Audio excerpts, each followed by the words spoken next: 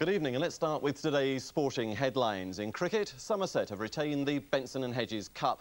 They scored 132 for 1 in 33 overs and 1 ball after bowling out Nottinghamshire at Lord's for just 130, the lowest ever score in a Benson and Hedges final. Viv Richards hit the winning boundary for Somerset. In racing, a victory worth £126,000 for the 13-2 shot Kaleidoscope in the King George VI and Queen Elizabeth Diamond Stakes at Ascot. The odds-on favourite, Assert, was beaten by a neck into second place. In athletics, Julian Goter has earned himself a trip to the Commonwealth Games in Australia this autumn with victory in the 10,000 metres at the 3A's Championships at Crystal Palace. In motor racing, René Arnoux of France will be in pole position at the start of tomorrow's French Grand Prix. And in golf, Scotland's Ken Brown leads the £80,000 Lawrence Batley International Tournament at Bingley after shooting a third-round 64. But then he stormed away from the course, angering spectators and officials alike, apparently because he had squandered a chance of beating the new course record of 63 set earlier in the day by Spain's Jose Maria Canizares. In cycling, Daniel Willems of Belgium has won today's 20th stage of the Tour de France.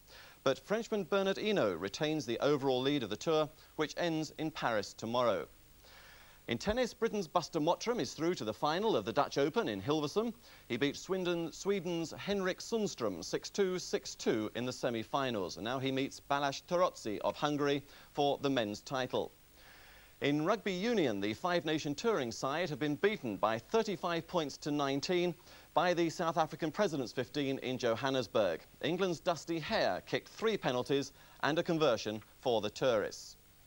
Well, those are the headlines. Now let's look at some of the highlights, beginning with cricket and the final of the Benson and Hedges Cup at Lord's. Nottinghamshire were making their first final appearance, and they were bowled out for 130 in 50 overs and 1 ball. And then in the Somerset, one like this. 3 needed. Kevin Cooper bowls to Viv Richards, and he gets that boundary down past fine leg and races off for sanctuary in the pavilion. And there's confirmation of Somerset's win by 9 wickets. The gold award went to Vic Marks for an economical spell of 2 for 24 in 11 overs. Now the rest of today's cricket scores. And in the tour match, Derbyshire against Pakistan 11, England wicketkeeper Bob Taylor and Steve Jeffries, 22-year-old South African pace bowler, who is still on trial with Derbyshire, made things difficult for Pakistan at Chesterfield. Taylor warmed up for Thursday's first test by taking 5 catches, and Jeffries bowled impressively to take 3 for 57. Pakistan finally declared a 260 for 9, with Zahir making 51. And in reply, Derbyshire are 44 for 1. And in the county championship, Leicestershire met Essex, and the foundation of Leicestershire's 255 for 7 was laid by Russell Cobb and Brian Davison. Cobb was out for 63, just 1 short of his career best, and Davison made 59. Well, in athletics, as we told you in the headlines, Julian Goter won the 10,000 metres at the Crystal Palace this afternoon.